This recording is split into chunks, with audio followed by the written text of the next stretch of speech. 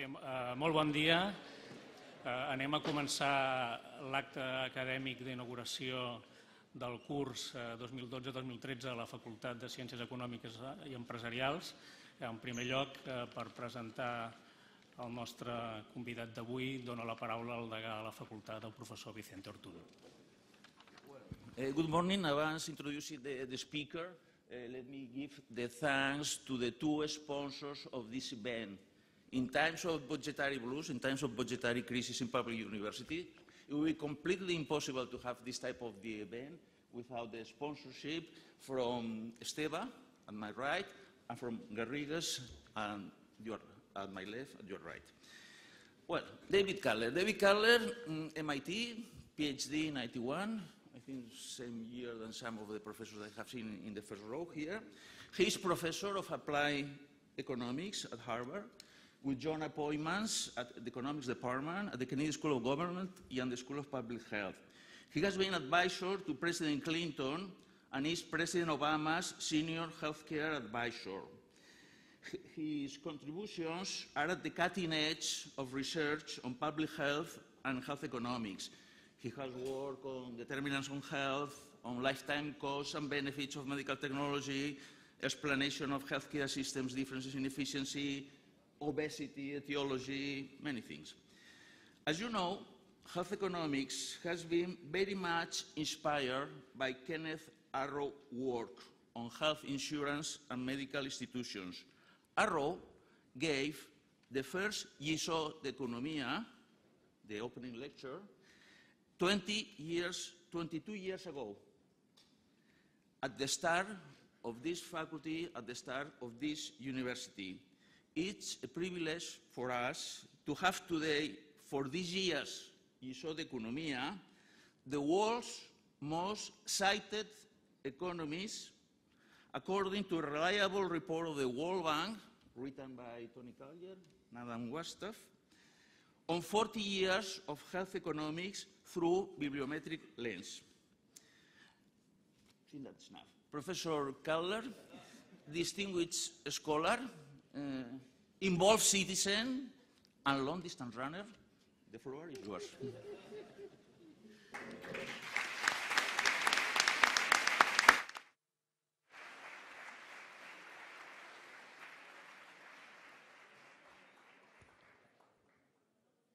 Thank you very much for the very, very kind introduction. It is a great pleasure for me to be here today. I saw the list of people who have given the opening lecture in the past, and I thought, what am I doing on this list?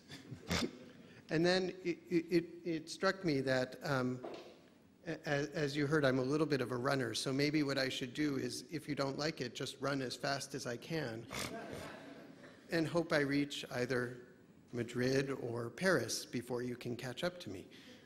Although I'm not sure that would work. I'm really delighted to be here now because while the world is preoccupied with an economic crisis, and that justly gets a lot of attention, there are other issues that are just below the surface in countries and how they run their economies. And if we don't deal with those, we're going to have another crisis coming on shortly thereafter. And so the one that I want to deal with, the topic I want to deal with today is one that's extremely important, not because it's going to fall apart this minute, although healthcare systems always do often threaten to fall apart, but because if we don't deal with it as countries, as a set of global institutions, we will find ourselves in a slow motion crisis, kind of like the current crisis that's affecting Europe and the United States. So I want to talk about what we can do. The sort of title is The Continuing Search for the Ideal Healthcare System, which is a little bit grandiose. But I will tell you a bit about where I think what health economics has to say about this. And and where the United States is going, and try and open that up and see whether that makes sense for a setting like this. So let me start off. Most of you, my guess, are lost about healthcare, yes? Okay, so here's your American quiz question of the day, which is, who is this? Yes, so this is the doctor on the TV show House. That's usually who you call when you have a healthcare problem. You actually called this fellow here.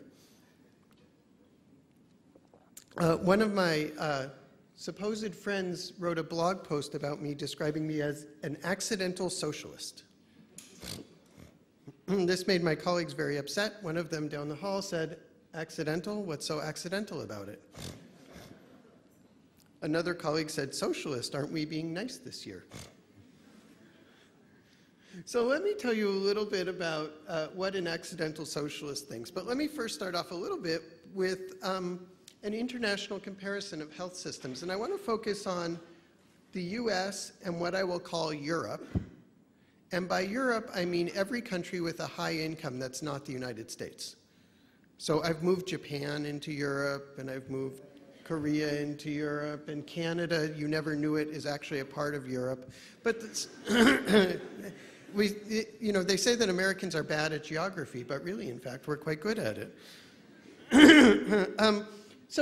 And I want to sort of make the point that they're kind of facing the same sorts of issues, but having done so in different ways. So the first obvious comparison across systems is they spend different amounts.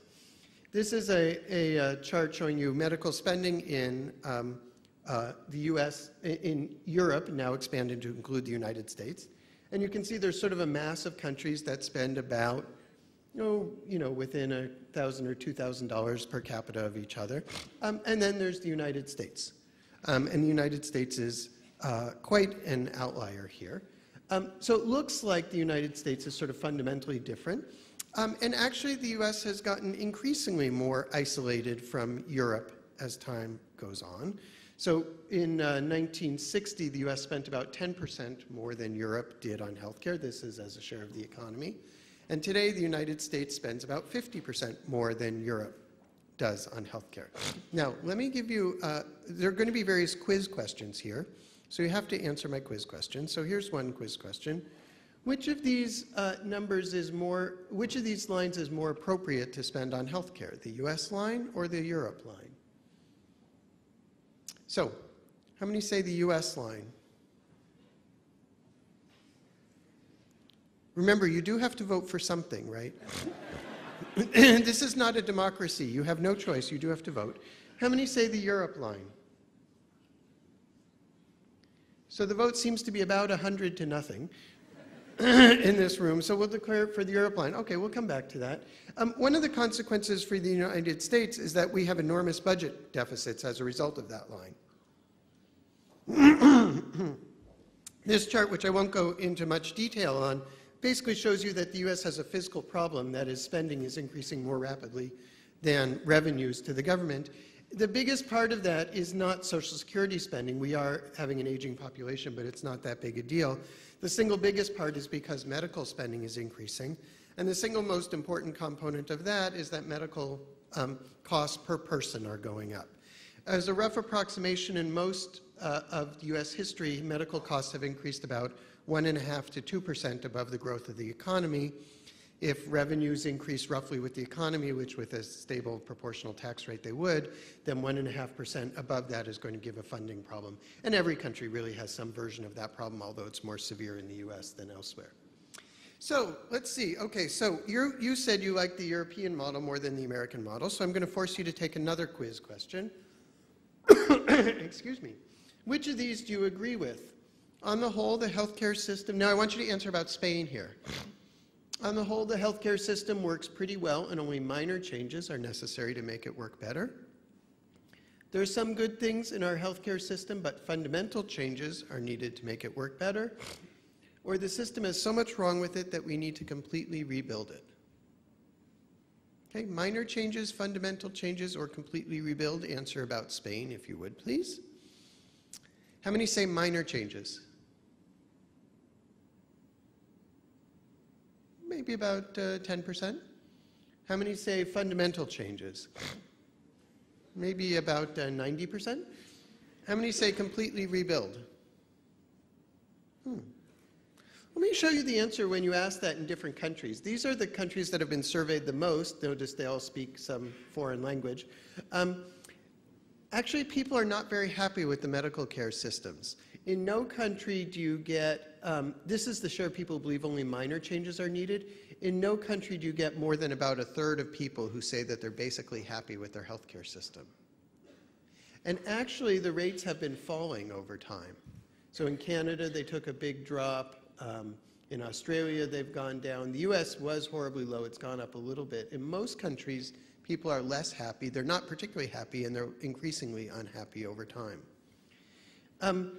If you ask people in the US what they don't like about the healthcare system, you say to them, what are the top 2 things you don't like? They'll tell you they don't like that the system costs so much. That's the single biggest thing they don't like. What is the single biggest thing that you don't like about the Spanish healthcare system? By the way, this is not national cost. This is the cost to me out of my wallet. So why did you say fundamental change and not minor change?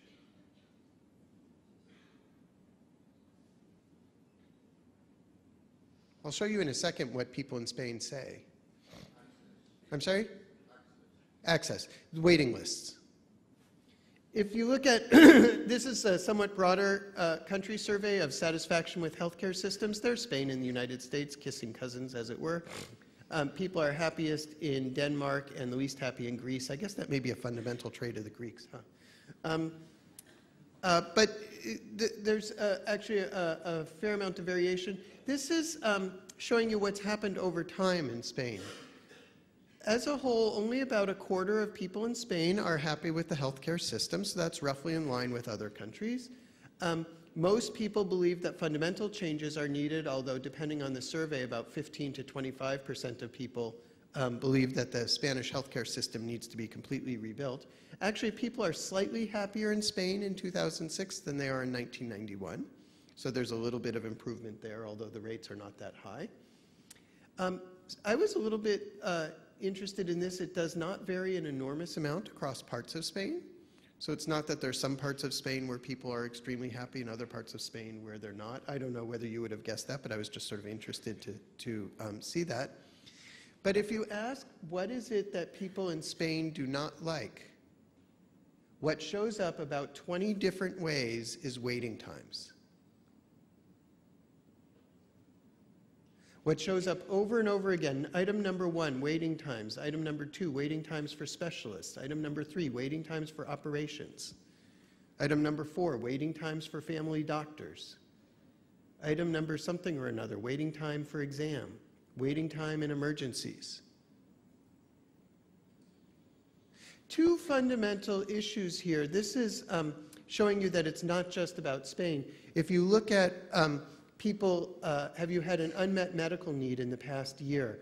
People in Canada, some people say yes. People in the US, some people say yes. In the US, the reason why people don't have their medical needs yet met is because they can't afford it. In Canada, the reason why they don't have their medical needs yet is because they had to wait too long for it. So there are really 2 sides of a coin here, and what I want to argue is that they're actually intimately related, which is that the US and Europe have chosen 2 different models. One model says we will spend a lot, and in exchange, there will be many fewer waiting lines, but there's the possibility that you'll bankrupt yourself. The other model is we won't spend as much, you will not bankrupt yourself, but you will worry about will you really get access when you need it.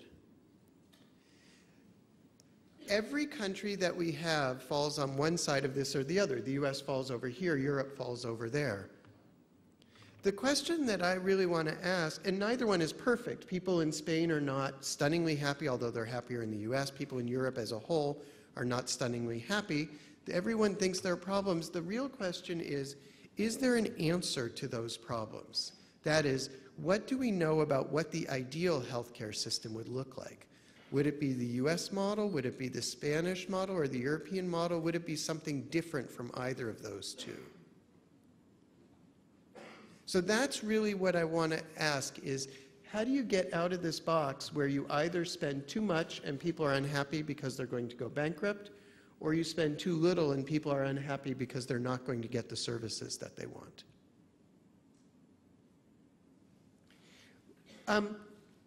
The US, I believe, is embarking on an experiment that may give an answer to that, or certainly will give some answer, whether it's an answer that we like or not. So I want to tell you a little bit about the philosophy for what's guiding healthcare, health reform in the United States, and how it speaks to that issue about what would the ideal healthcare system look like. In the US, what's going on is two things. Number one is we passed a law 2 years ago that if it goes into effect as enacted, will cover essentially all Americans, so bringing the United States up to the level of most civilized countries, including Spain in the set of civilized countries.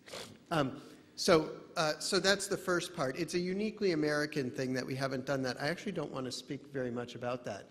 Instead, what I want to do is talk about what is a sort of somewhat quieter revolution in the US, which is a fundamental change in the nature of what it means to practice medicine. And it's this change that I want to think about as having perhaps the biggest impact on the cost and the quality and the access issues in healthcare. And so I want to explain it to you. And I want to speak most heavily about the cost-quality trade-off. I want you to focus most heavily on the cost-quality trade-off. So I've given you down here as succinct a statement of what American health economists believe about medical care costs in the United States as there is. And I actually want to ask whether you believe this about Spain. So I've done this survey of American audiences. So the statement is medical care costs too much and delivers too little. Okay? And when you do this survey of American audiences, about 90% of Americans will agree with this. Completely informal survey. About 90% of Americans will agree with this. So the question is, do you agree with this about Spain? Medical care costs too much and delivers too little. How many agree with it? Approximately 1 out of n. Maybe 2. How many disagree? How many agree with the delivers too little part? How many agree with the costs too much part? So people here believe it doesn't cost enough and delivers too much. The US, we have the opposite problem. And so let me tell you a little bit about why. We've actually tried, economists have tried to put some numbers on this. Our best guess in the United States is that about 1/3 of medical spending is for services that are not necessary. The US spends close to $2.5 trillion a year on medical care. So that is wasting about $800 billion a year or so on medical services that aren't doing much good. Someone earlier this morning, I will not implicate him, suggested that he thought in Spain it was about 20%.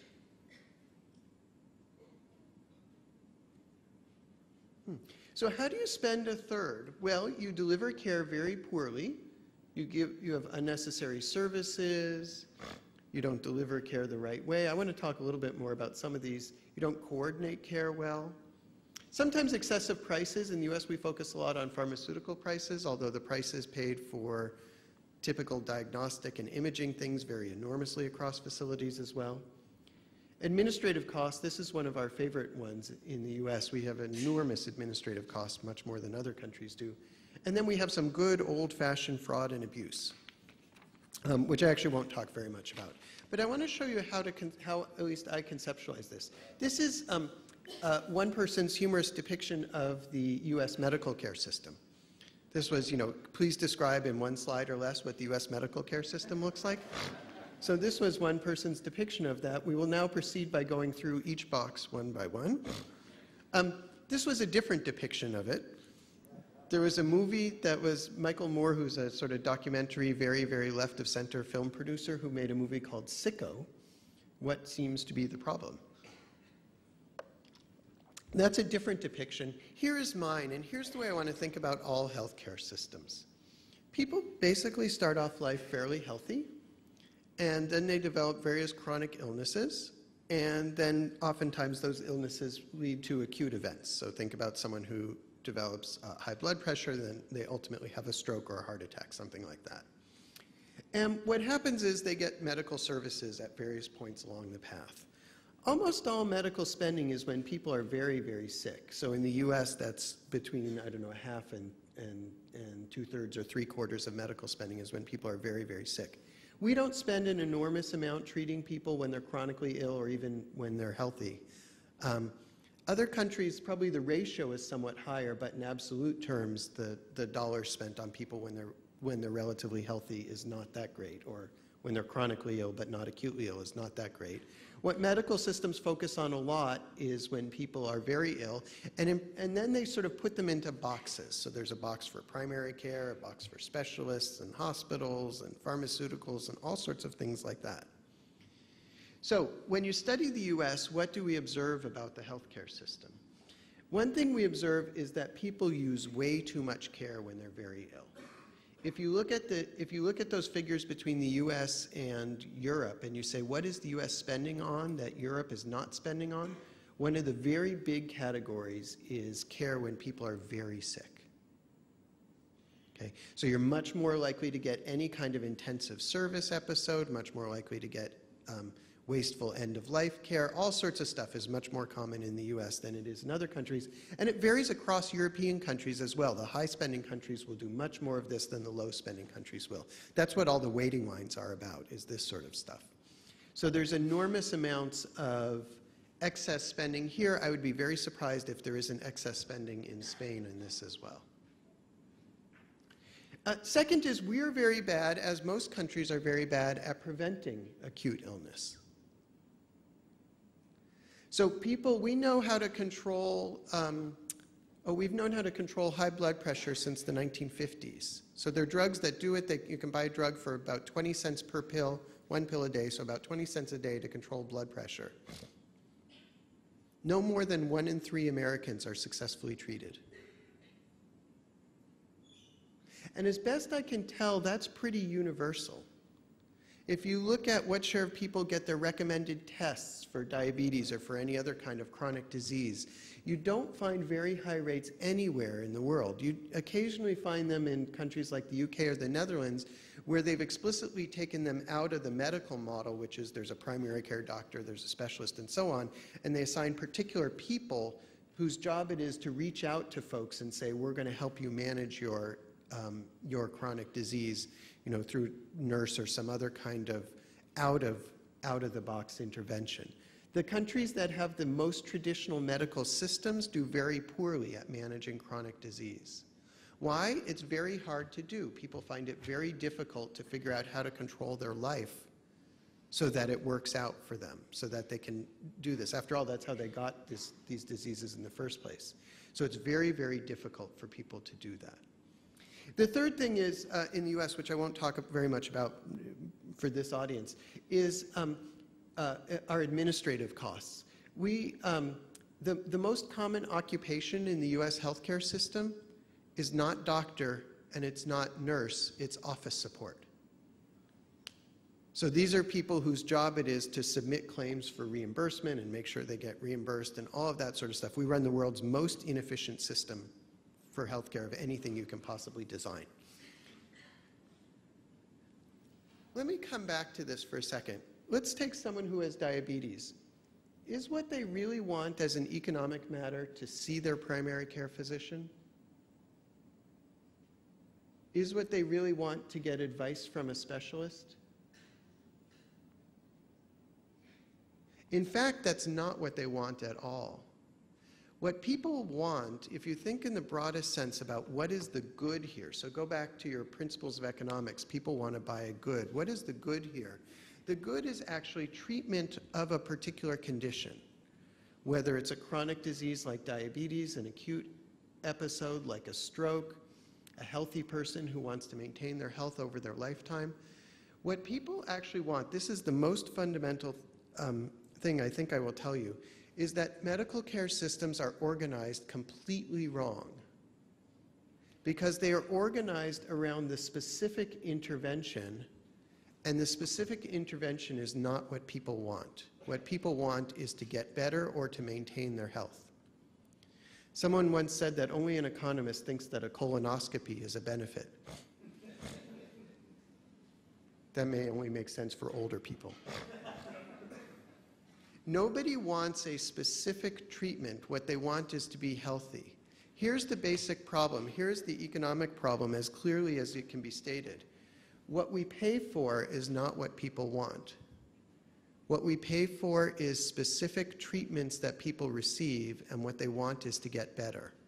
And the gaps in countries where people are unhappy is where those two don't mesh, is where the specific treatment is not what people need, or the specific treatment is what people need, but the money isn't there. And so the only way to get out of this box is going to be to make the money follow what you really want it to follow, which is people getting better or maintaining their health. So most fundamentally, my sense is that this market is, people are unhappy because the market is not actually structured the right way. It's not structured around the principle of give people what they want. What I want to do is show you examples of that and talk about how that's playing out in the US context and how it might play out elsewhere. So I just want to give you a couple of examples about some of these discrepancies. And there are a few areas. I'll talk first about mistakes, outright mistakes. Then I'll talk particularly about I think the thing that's most important, which is about how to streamline the operations of a system to do better. And then finally some issues on customer service. We have done a lot of research in the US on medical errors. It's our guess in the US that out of a population of 300 million people, we have about 1.7 million healthcare associated infections, typically people getting infections in a hospital because of something the hospital did or didn't do. By the way, anyone here thinking of going to medical school? Okay. What's the most common thing that you do or don't do to give people an infection? You don't wash your hands. Very, very simple intervention. This costs the US $30 to $40 billion annually dealing with this.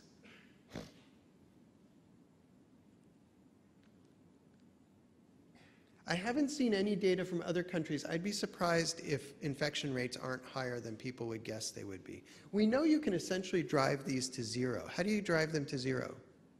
By the way, if you did a survey of doctors and you said, should you wash your hands every single time, what will they tell you? 100% of them will say yes. So why don't they?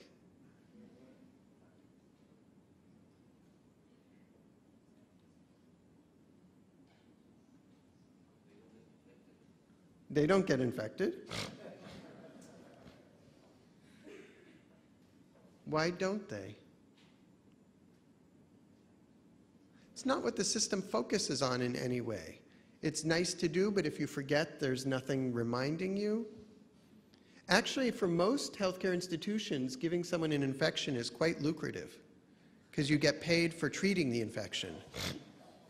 I don't think that's why they do it, but that's certainly related to why they don't push harder on getting rid of them. So here's an example. We know how to get rid of these. There was a checklist that was developed by a researcher at Johns Hopkins. This is how do you reduce infections associated with inserting a central line into the patient. That's where you put in food or various kinds of nutrition or monitor blood gases or whatever it is. It's a fairly quick thing. You make sure you always do it 100% of the time. Think about this as a manufacturing process. You want the process to work, so you standardize the process around what works.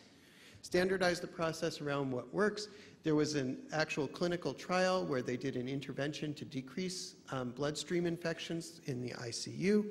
They started off with a bunch of hospitals in Michigan. They then got them to do their intervention. And what they discovered is that they got their infection rate down from 2.7 to 0.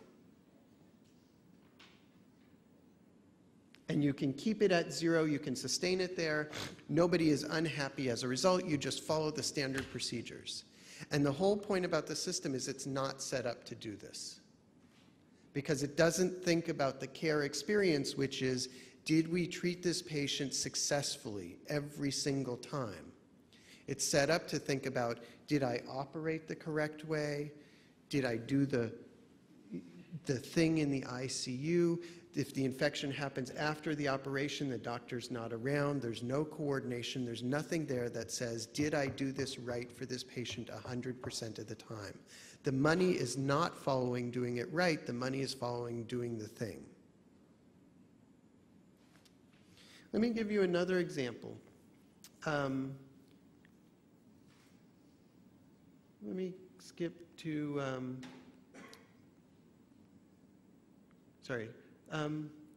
let me give you another example here. How many of you have had someone in your family have lower back pain?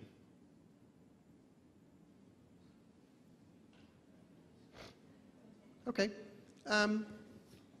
Now this might be a little bit different in Spain versus in the US, but let me ask you the question anyways. So raise your hand again if you've had someone in your family with lower back pain. Okay. Now, keep your hands up for 1 second. How many saw an orthopedist for the lower back pain?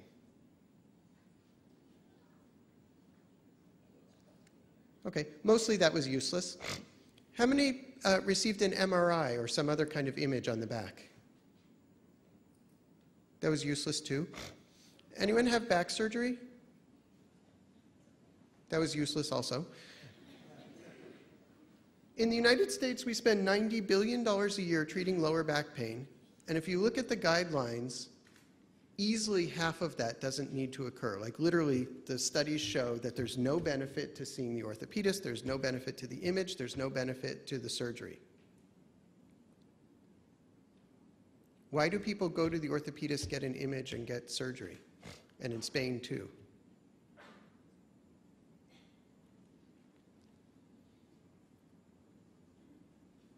Because that's the way the system is set up. That's the way it thinks.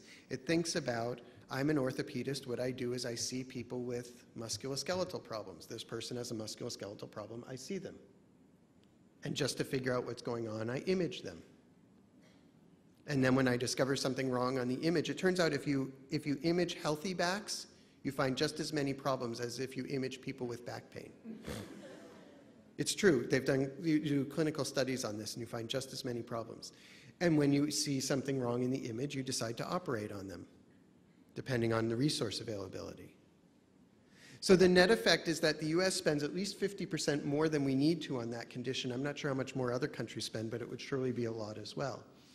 What we know is that for a lot of these kinds of conditions, lower back pain, mental illness, breast health, migraines, all of that, there are clinical guidelines. And those clinical guidelines, the doctors will universally tell you they agree with them.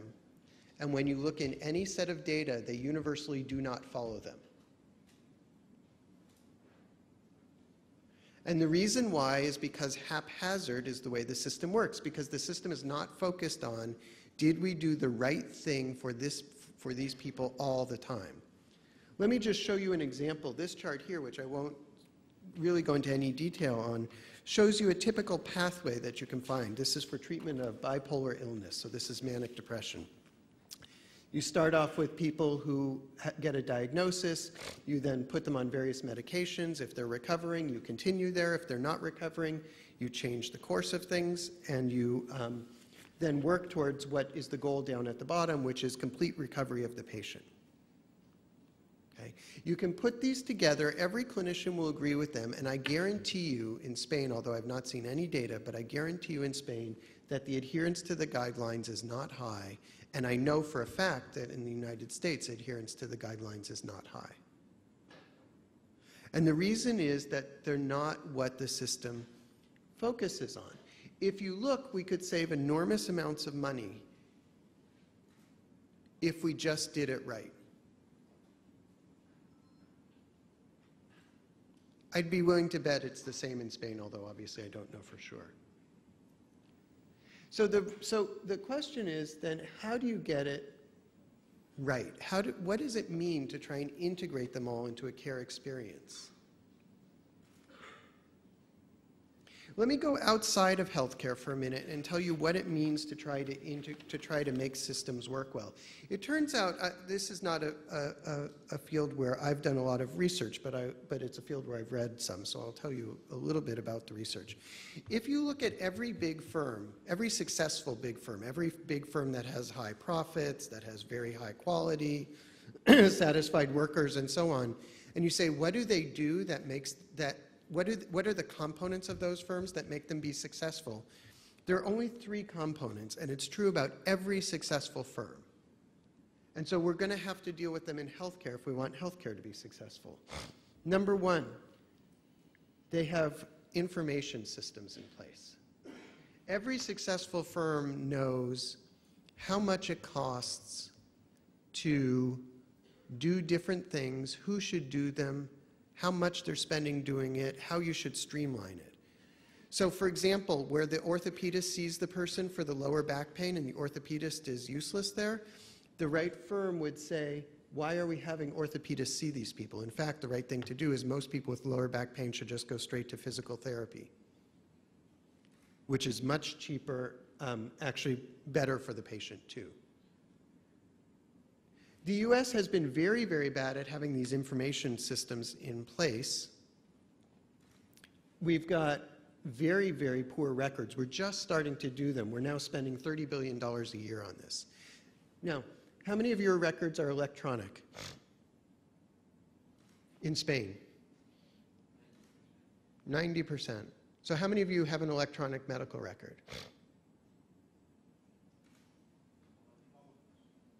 Yeah? So if you went to a hospital in Madrid, would they be able to pull up your record?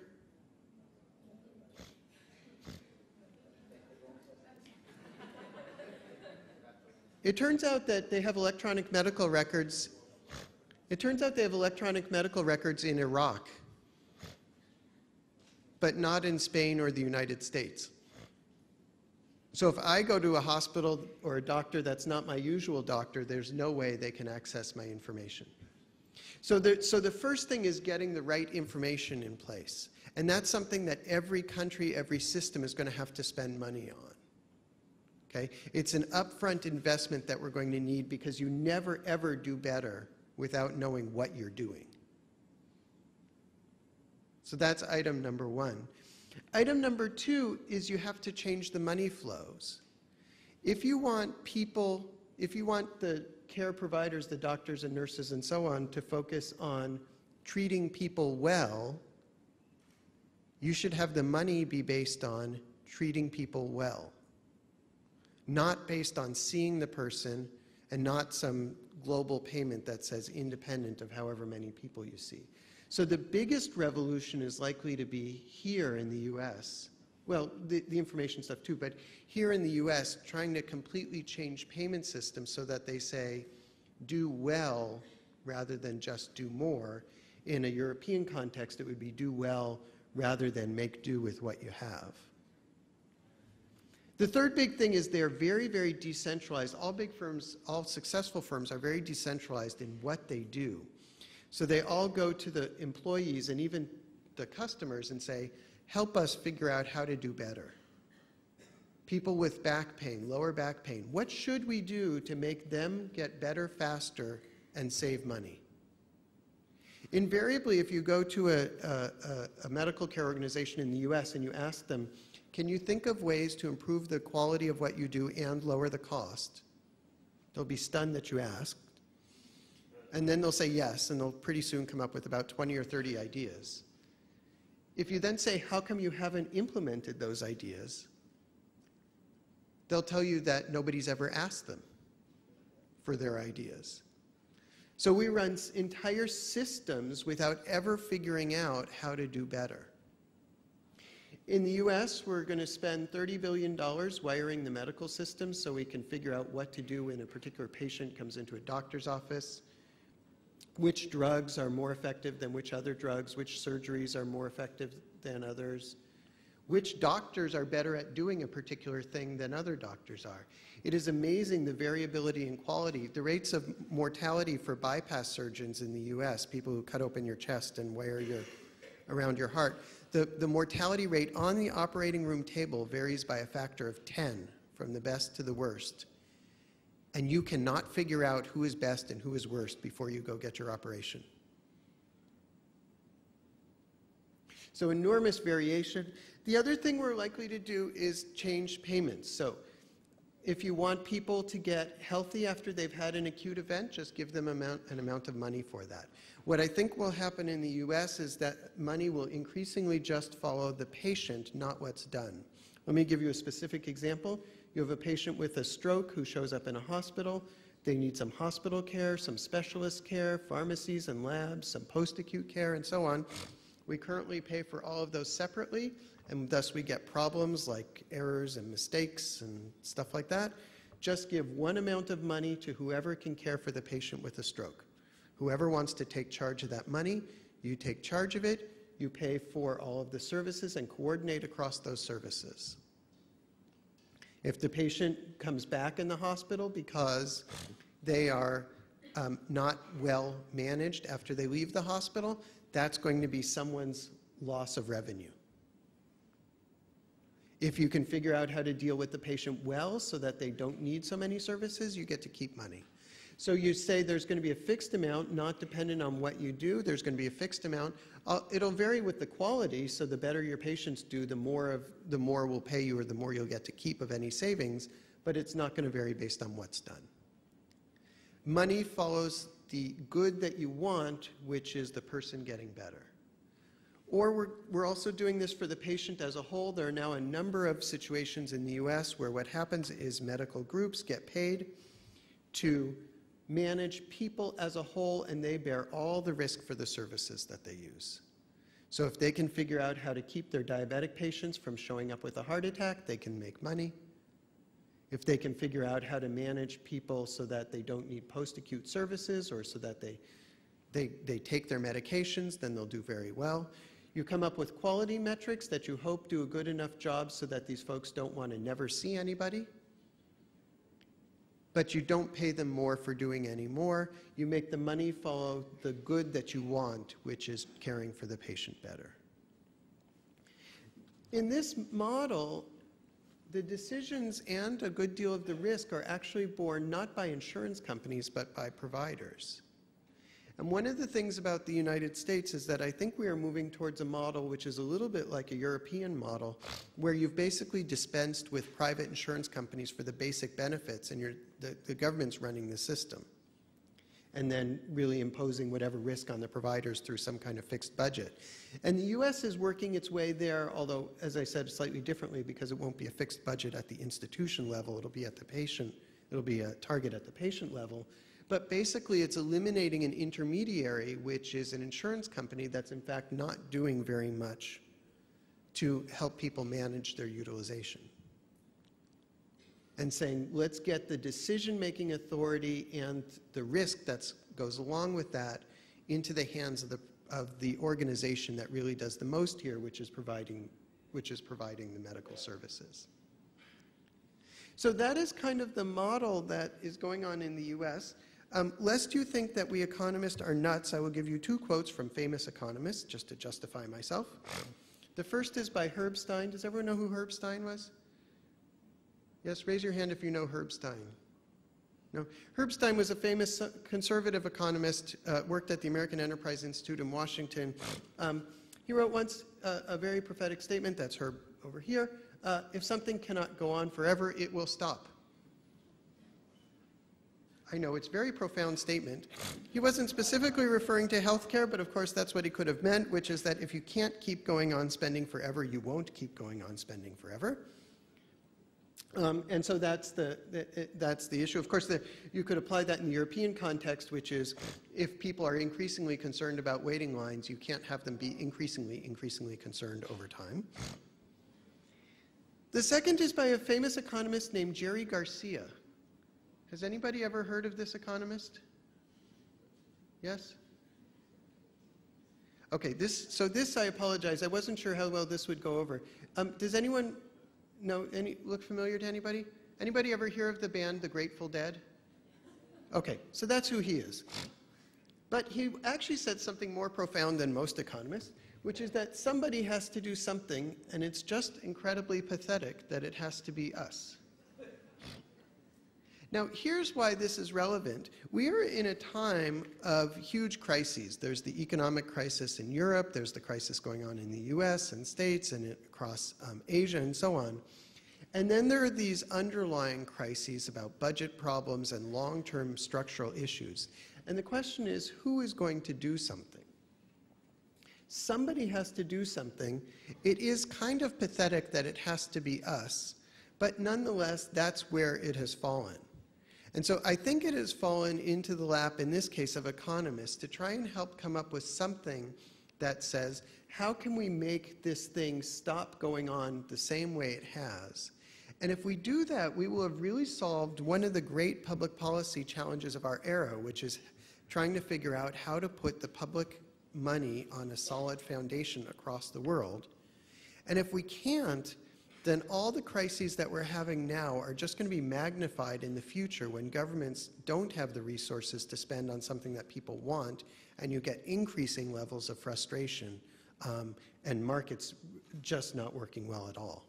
So there's a pessimistic version. I prefer to be the optimist, mostly because it's more fun than being a pessimist, but I'm not sure I have any reason to otherwise believe that optimism is the right policy here. I think there will be a revolution. I hope that it works out well. Those are at least the thoughts about how in the US we're kind of approaching what is one of the fundamental economic issues of our time, which is how do you design a market that would work well. So I want to stop here. I want to take questions, either about the US, or I'm happy to comment on any aspect of Spain that is inappropriate for me to talk about, including separation and all sorts of things like that I know nothing about. But I just want to open it up for questions or comments.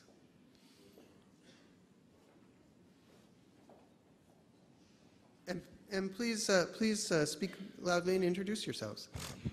Okay. I'm Jose Garcia Montalvo. I'm a professor of economics at the department. You didn't touch on the issue of legal suits and legal demands and the effect of that on the cost, on this very high cost in the US, which is kind of very different of the setup in other countries. Is that an issue that is important? And with your focus on persons instead of acts, would that solve that problem? Yes, it's a great question. So in the US, if you do the wrong thing, you'll get sued. If you do the right thing, you'll get sued. If you do anything, you'll get sued. If you do nothing, you'll get sued. So more or less, there's a kind of lawsuit issue that floats around here. One of the ways where that shows up is when you go to the orthopedist and say, you know what, you don't need to see all these patients with lower back pain. You just don't need to see them. And here's a better pathway. That is, when they call and it's clear it's just localized lower back pain, they should go to physical therapy and so on. First thing they'll say is, yeah, great, but one person won't get better and they'll sue me. And so it really creates this hesitancy to engage in thinking about how do you really streamline what you're doing, how do you do what you're doing well. So the US will need to address that. It actually turns out when you go ahead and do that, when you go ahead and say, let's cut out the orthopedist, let's cut out the MRI and so on, and let's do a streamlined care path, it turns out the patients are actually happier and they sue less. But they don't believe that ex ante. Nobody believes that ex ante. So I think it's a key issue, but it's more an issue about how do you motivate people to want to do the right thing than it is a substantively big economic issue about driving an enormous amount of cost.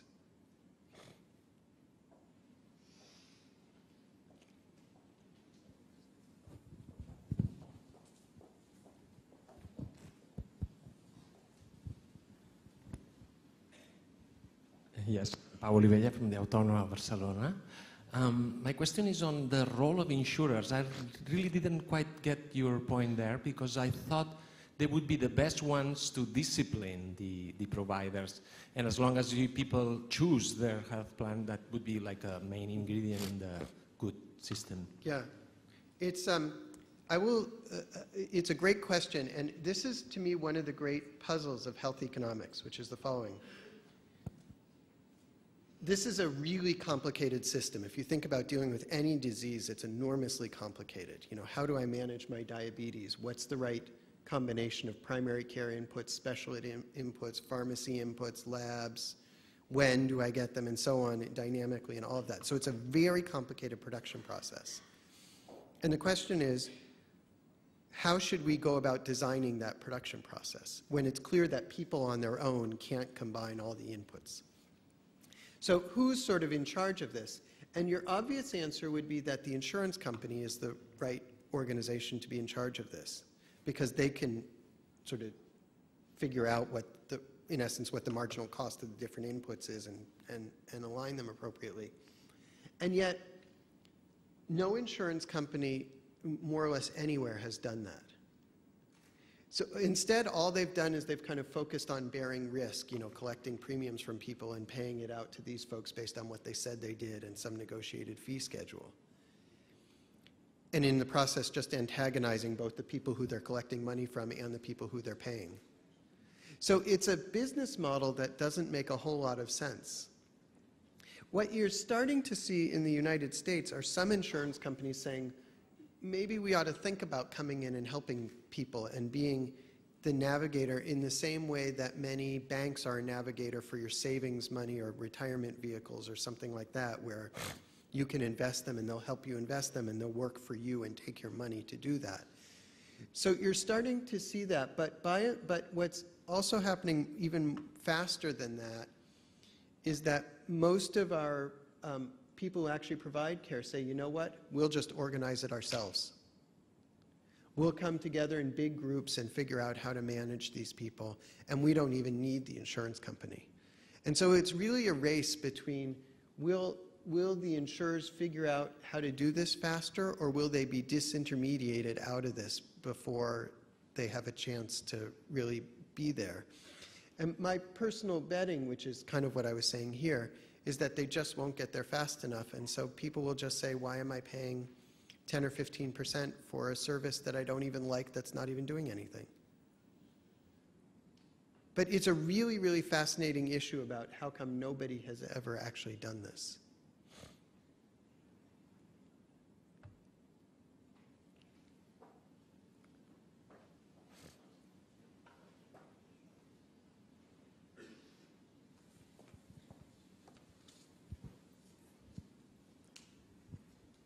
I'm a student in Master's in Barcelona Graduate School of Economics, Public Policy. And I guess I have a sum-up question of how you would then define a sustainable health policy or health system. Thank you. It's a very good question. How would one define a sustainable healthcare system?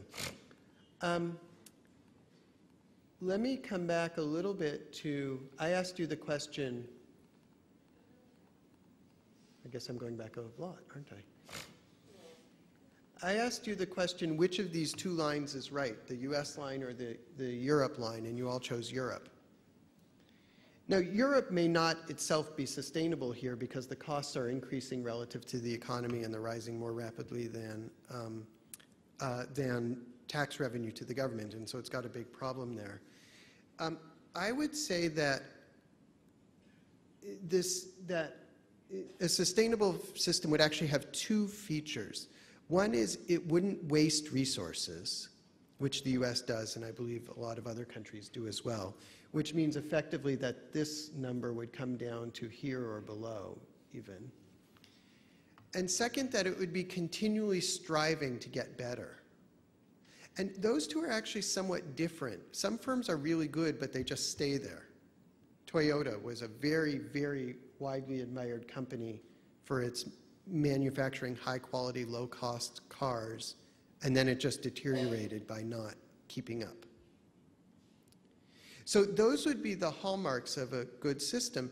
Now, but even once you have that, it's not obvious that the costs won't go up more over time, because there are always things that we might want to develop to help improve our bodies and live to longer ages. In which case, a sustainable system will have some financing built in that rises more rapidly than the economy. But we're so far from the efficient point that, at least in the US, we tend not to worry about that so much anymore. That is, the spending gap between where we are and where it should be is so great that people say, let's spend the next 15 years just getting to be reasonable, and then we'll think about how to deal with what comes after that. So the US is probably on a kind of hopefully on something like a 15-year path to get to be a good or a better functioning system.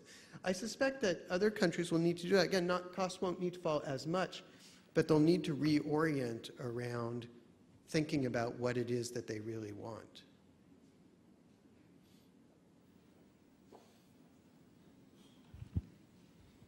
I'm Hari. I'm a student at the Barcelona Graduate School of Economics.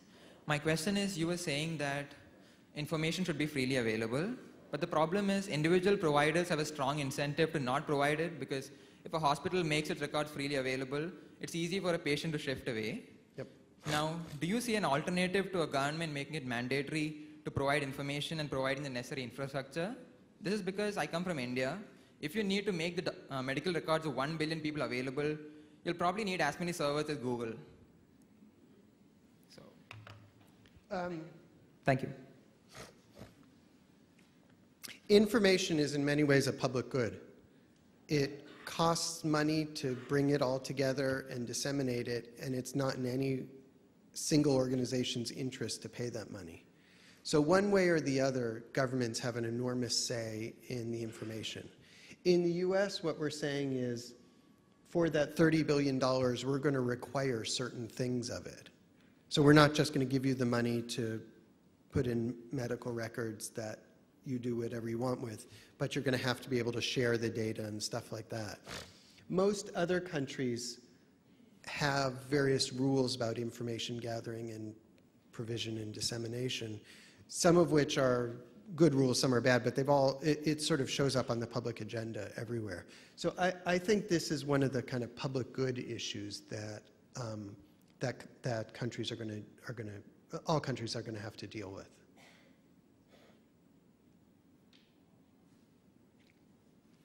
Yes, ma'am. Hello, my name is Marisol Rodriguez from the University of Barcelona. Going back to your chart, your complete chart, where you have the person who is healthy, then maybe becomes unhealthy and gets all these services, primary care, hospital care, labs, pharmacy. My question is, why don't we do more to keep people healthy? Let me actually take a survey of this room for a second. I'm curious about what you'll say about the Spanish healthcare system. So the question is, grade on a, I really like it, it's okay, it's bad. 3 parts of the Spanish healthcare system. How it deals with people when they're very sick, how it deals with people when they're chronically ill, and how it deals with them when they're healthy. Okay? So I'll just do, let me just do 2. It's good or it's bad. Okay? So the red part, how many say it's good? How many say it's bad? Okay.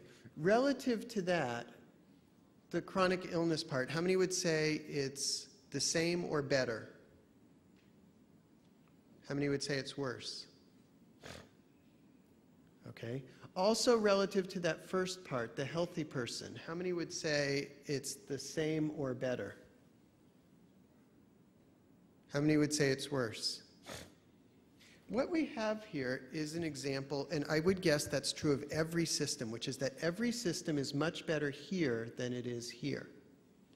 And I think the reason is that this involves much more coordination between the patient and the doctor, between the different doctors, and that coordination is what is most lacking.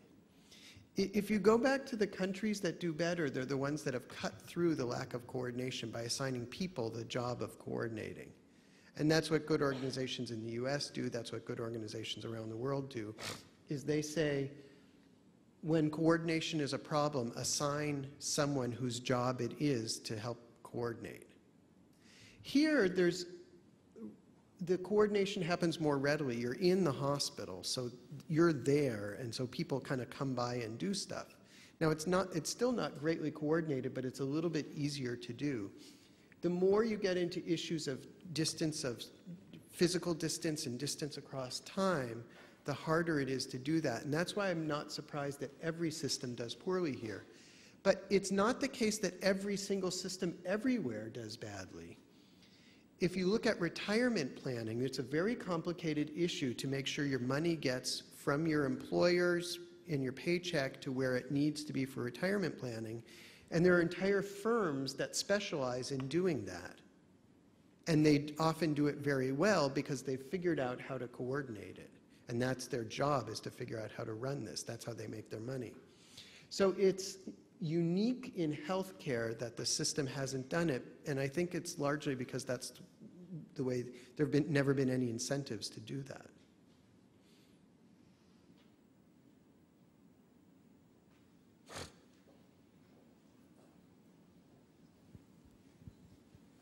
Good morning. I'm a student for the BGSC Economic Master. And I wanted to ask, do you think that it would be possible for firms or companies, or broadly speaking employers, to make a significant contribution or playing a positive role as for the way they provide assistance or counseling to their employees in order to improve their overall satisfaction with their personal care, healthcare? Thank you. Yes, the question is who else can be involved in this? And one group that could be involved is an employer. Employers benefit when their people are healthier because they're more productive. They use less medical spending in parts of the world where employers pay for medical spending. They also take less time off of work. The workers are happier. They might accept a lower wage to work at a job like that. So there are all sorts of reasons why employers might feel they want to be involved. It's been, in the US, there's a lot of discussion about how involved should employers be in this, and they never get too involved because they sort of don't know what to do. Let me contrast again health planning, that is managing your health, with financial planning, managing your money. So if an employer in the US wants to help you with financial planning, they go to Fidelity or Vanguard or a company like that, and they say, please come in and help manage the money for our employees, and then they'll do that and they'll pay them a fee, and they'll take it all out and so on. Whereas here, there's nobody that actually does that, that really provides that service. And it's sort of ironic because it is the thing that is most noticeable, at least to Americans, which is that the system is just too complicated to use. And it's clearly coming through in some of your answers as well, although the waiting list issue is a bigger issue in Spain. But it's clearly coming through, which is that nobody has figured out how to run this. Now, to be fair, health planning is far more technically hard to do than financial planning, but it's not impossible to do, and there are technological and human resource ways of doing it that would work very well.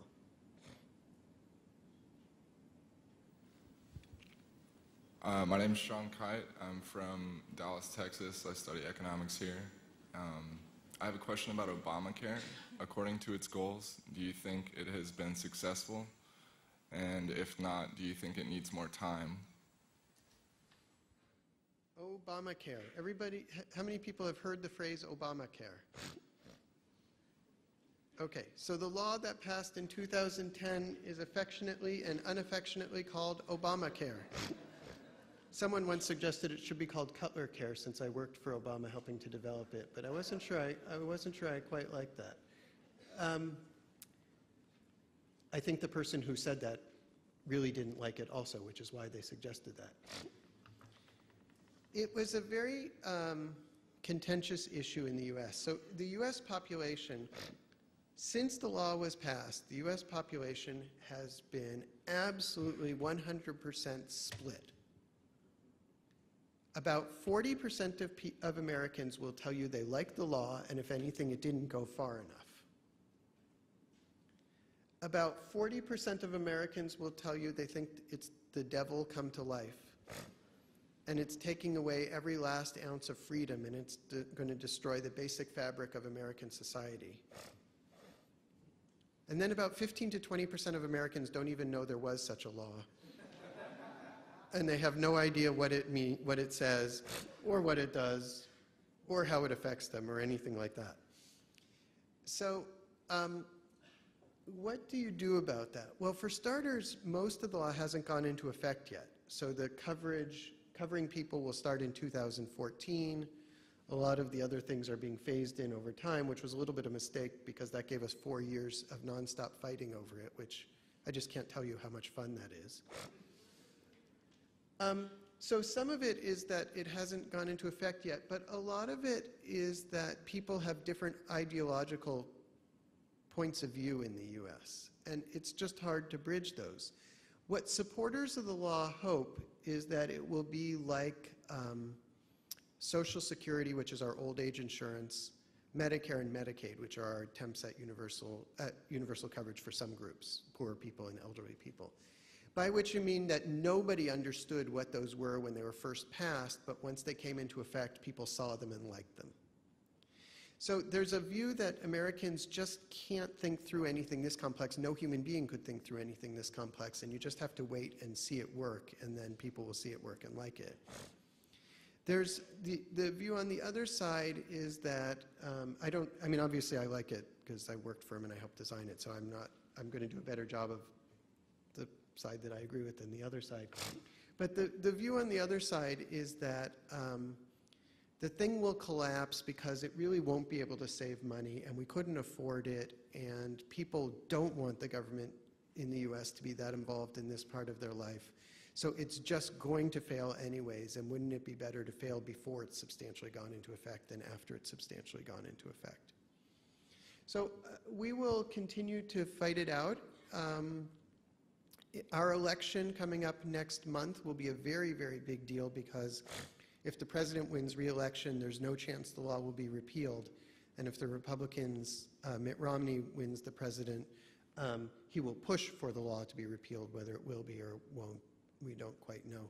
So it'll be, but that'll be, in some sense, the end point for will the law actually really go into effect. It will not be the end point for what will Americans think about it. That's going to take quite a number of additional years before Americans really have a firm view about it. Hi, my name is Adam Ayton. Where are you, Adam? Right here. Okay. I'm in the Health Economics Master Program at the Barcelona Graduate School of Economics. And what I want to ask you about is technological innovation. So I think in economics, usually there's an assumption that whenever there's a problem, technology will come and save the day, that productivity will magically appear, things will scale, everything will be great.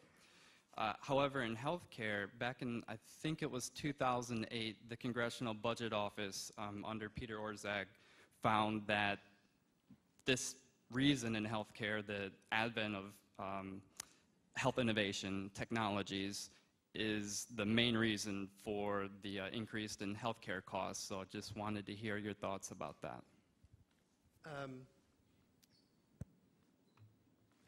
It's a fantastic question. So here's the theorem that I want to give you, for which there are a number of practical examples. But the theorem is that technology in most industries is governed enormously by the incentives of the industry. So on the good side, when we in the US implemented basically financial benefits for reducing pollution, okay, through Clean Air Act amendments and stuff like that, what we saw was enormous innovation in ways to produce with less pollution, getting rid of older plants, retrofitting them, developing entirely new ways of doing things, having utility companies come to your house and figure out how you can reduce energy utilization and so on. So we had enormous innovation in pollution reduction. In healthcare, all the incentives have been to just do more because that's what the incentives were. There was never any real incentive to figure out how to treat people well. There was never any real incentive to coordinate, other than for the insurers who never did it and so on. And so that's the nature of the innovation that we had. What all economists believe is that the innovation will respond to the incentives. Or to put it a different way, the single most important thing I think that we have learned in health economics in the past 2 decades is that the supply of the medical sector is incredibly responsive to price. So before that, in the 60s and 70s and into the 80s, we learned that demand is extremely responsive to price. What we have now learned is that supply is, if anything, even more responsive to price than demand is. And so that encourages people like me to say that if you get the prices better, you will do much better. The counterpart, of course, is that if you screw them up, you will screw things up much more. So it's sort of, it makes it be really, really consequential how one goes about designing these systems.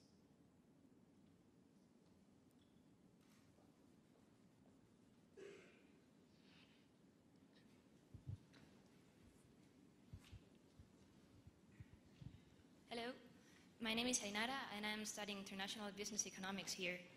And my question is, if medicine suppliers know more budget will be available, that may cause prices to rise.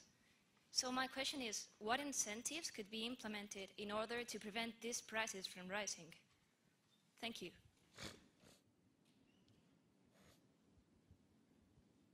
There is, very, very good questions, comments. There is a debate among health economists in the US over the following issue.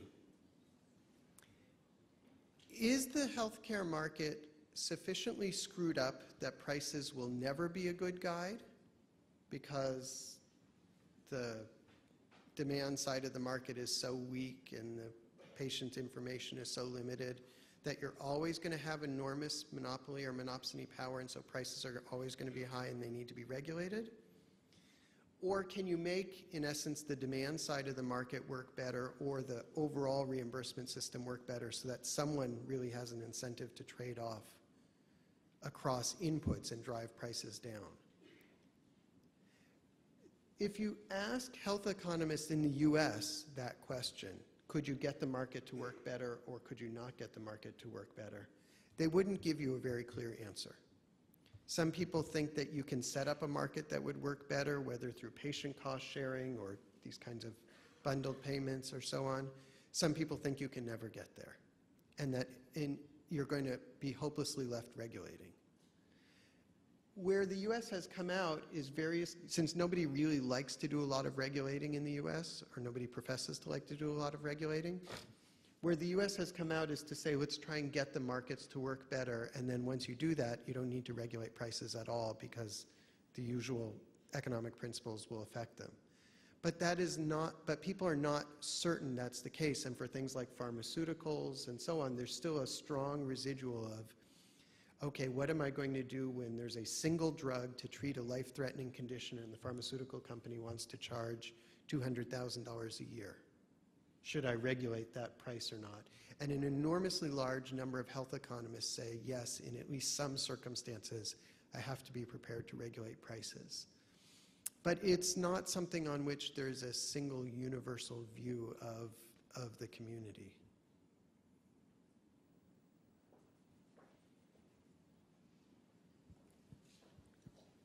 Hi, Luis Ortiz. I'm studying Masters of Health Economics in Barcelona Graduate School of Economics. And my question is more, what's the importance in the policy agenda of preventive care as a tool to do the health system more sustainable? Sorry? Just say one more sentence about what you're getting at with your question.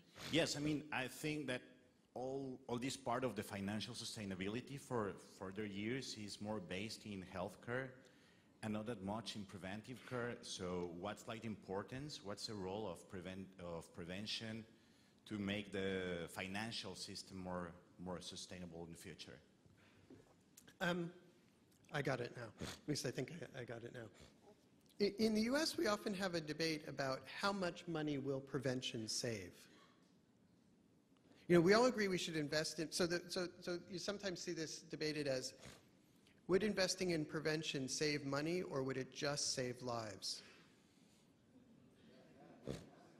As if the as if the saving lives wasn't good enough to justify it.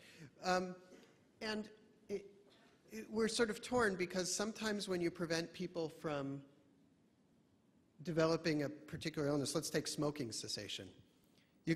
We know there are ways to get people to stop smoking. It turns out smoking is actually a fairly cheap way to die. Because lung cancer is not that expensive. There's just not enough time to do that much to the person, which in the US largely governs how much you can do, is how much time there is to do stuff. And very few smokers ever develop Alzheimer's disease because they just don't live long enough to develop it. So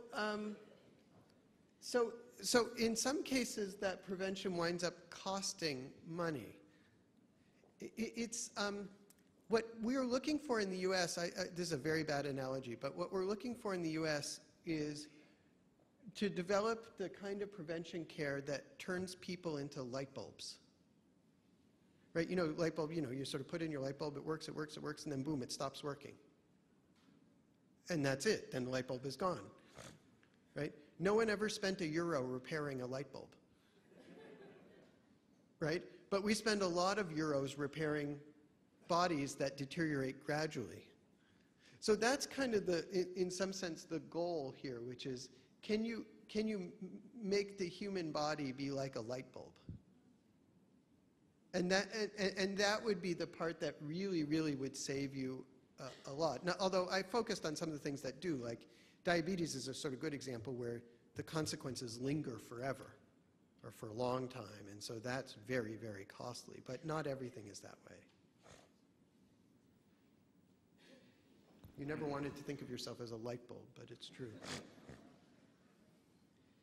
think we have time for 1 or 2 additional questions. Okay, I'm Ariel Martinez, a student of economics, and I would like to know if making the person treated to pay a part of the cost of the treatment, known as copayment, is the solution for the hole in the economic Spanish health system. Thank you. Well, let me ask you, I would first want to ask you folks that question. Okay, so here's my question for you. Do you believe that co-payments in the Spanish healthcare system should be substantially increased? And you define in your own mind what substantially means. Okay? So do you believe that co-payments in the Spanish healthcare system should be substantially increased? So your possible choices are yes and no. Okay? So how many say yes? How many say no? So that looked like about 60% no and 40% yes, if I were judging. In the US context, there are a few different kinds of people a few different kinds of analysts. One type, I've sort of given you one point of view. There are other people who think we should go the European model and just regulate and put budgets on things. And then there's a share of people who believe that what we ought to have is very, very high co-payments. And that people will then figure out how to use care well. The issue with doing that, one of the issues, and I suspect it was what some of the people who answered no were thinking here, is that people don't respond to co-payments the way we would like them to. So let me give you an example. Remember all those diabetic things I was showing you about? So if you don't take your medication for diabetes, you'll wind up with heart attacks and amputations and kidney failure and blindness and all sorts of other really bad things. And based on health criteria, everybody should be rushing to their pharmacy on a daily basis to get their diabetes medications, because the health consequences of not taking your medications are very severe. And yet, whenever you raise people's co-payments, people stop taking their diabetes medications. In the US, the rough rule of thumb is that if you raise people's co-payments by $10 a month for a drug, take whatever drug they're taking, raise it by $10 a month, about 10% of people stop taking the drug. And so people are very, very nervous in the US that if we had very high cost sharing, what we would have is an even worse record here and lots of people becoming ill because they just weren't smart enough to figure out that they should be willing to pay the extra amount. So it's a vexing issue. I think some co-payments are reasonable, particularly if what they do is they say, there are two drugs, one generic, one branded. The generic is exactly the same efficacy as the branded, so there should be a really high copay on the branded one to get people to switch into the cheaper, exactly equivalent alternative. But just increasing co-payments across the board, I worry about that a lot. Another way to say it is there's a relatively small literature in the US on something called value-based insurance design, which is basically trying to design an insurance plan that guides you to the right care, not just higher cost sharing or lower cost sharing across the board. And if we can make progress there, that'll be a very, very good thing to do. But in the absence of that, I'm quite cautious about it. Hello. Here. I'm Sophia, and I'm a student at the Master of Health Economics. You have to stand up so I can see where you are. Okay. Health Economics. And I wanted to ask you a critical question, which is looking at the expenditure on healthcare in the United States comparing to Europe. In your opinion, so which one is more effective? Like, is it the national health system, or is it the market-oriented health system? Okay, so here's the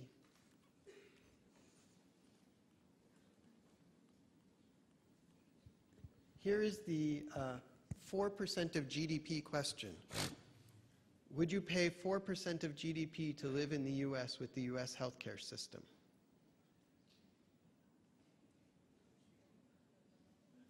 I'll tell you my answer, but first you have to tell me your answer while I stall for time. How many of you would be willing to pay 4% of GDP to get the US healthcare system? How many of you would not? Okay, so if you gave me a choice of any European country compared to the US healthcare system, I would certainly choose some of the European countries over the US healthcare system. So in that sense, it's not justified. It's not clear to me that I would choose all European countries over the US healthcare system.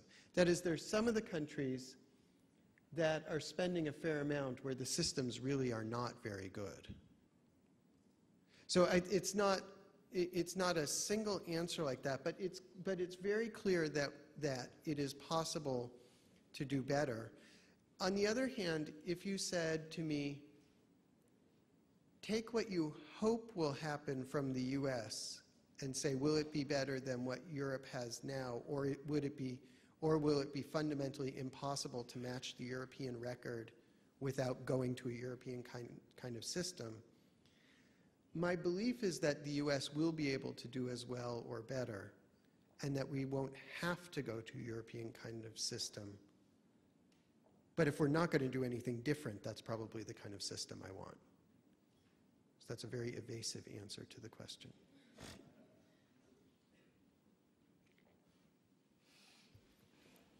Última pregunta.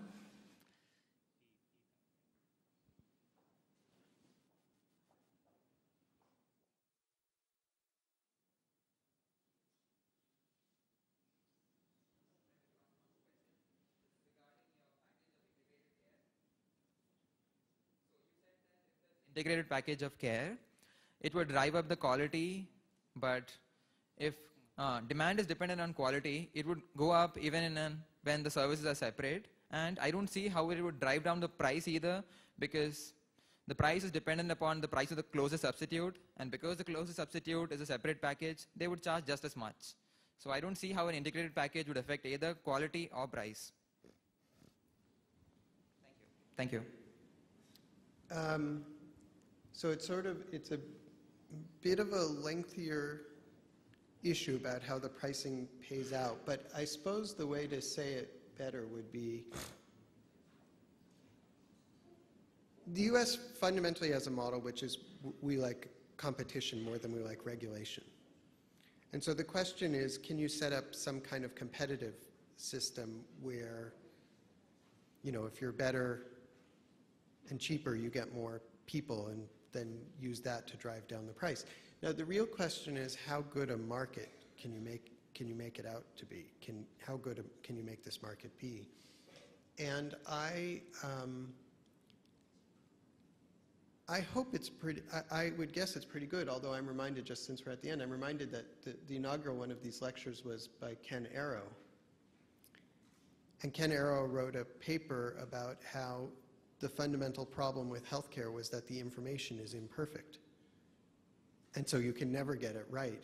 And I suppose if there's another theme to what we've been talking about this morning, it's that over time, our ability to know the information has actually improved.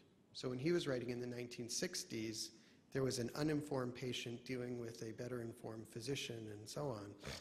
And that was the fundamental asymmetry. And now there can be an extremely well-informed patient who's actually better informed than the doctor because they know both about the medicine and about the record of that doctor compared to other doctors and so on. So maybe the information has improved enough to where Ken Arrow wasn't wrong, but we can interpret him in a slightly different way.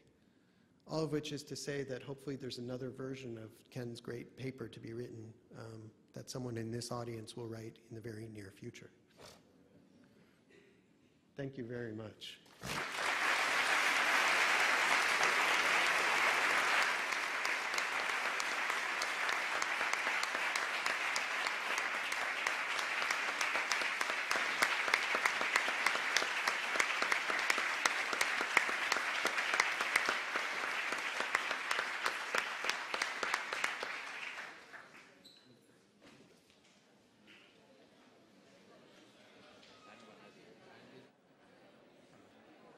Sí.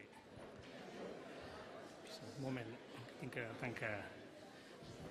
Sí, just...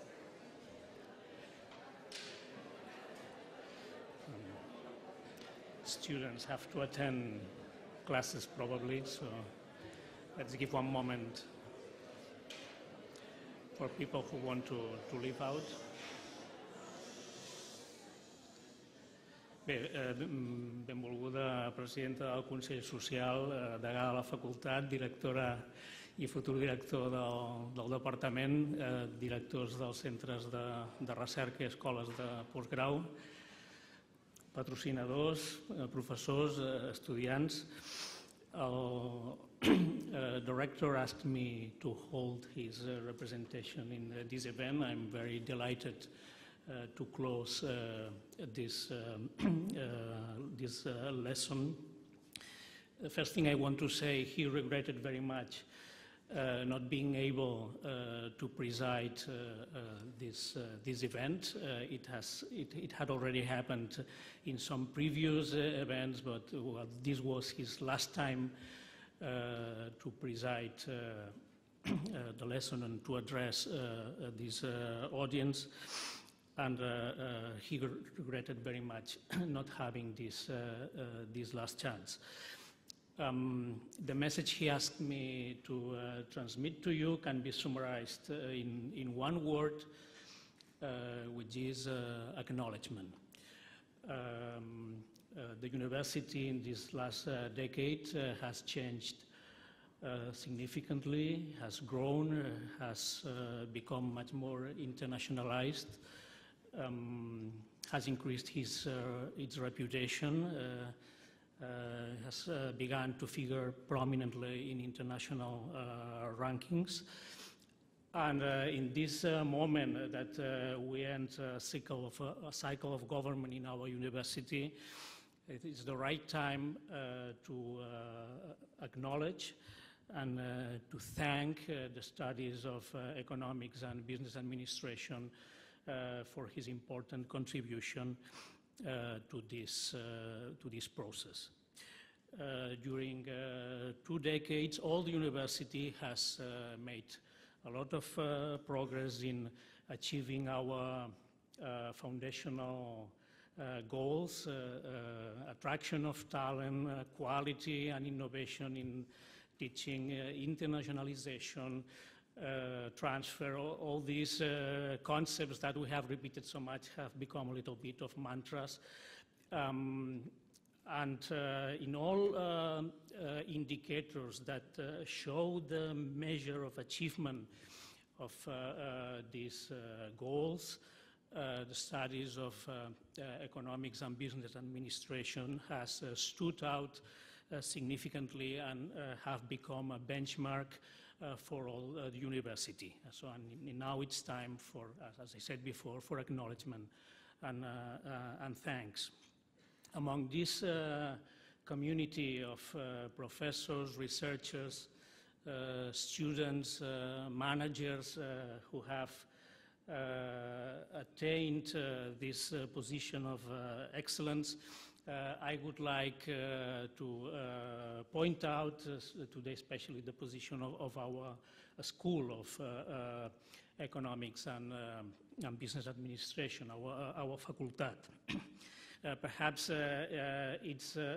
his role is not the most brilliant compared to the role of postgraduate schools or research centers, but is a role we cannot dispense with in terms of, as a door of entrance to the economics student, ones who create future vocations for research, future professionals.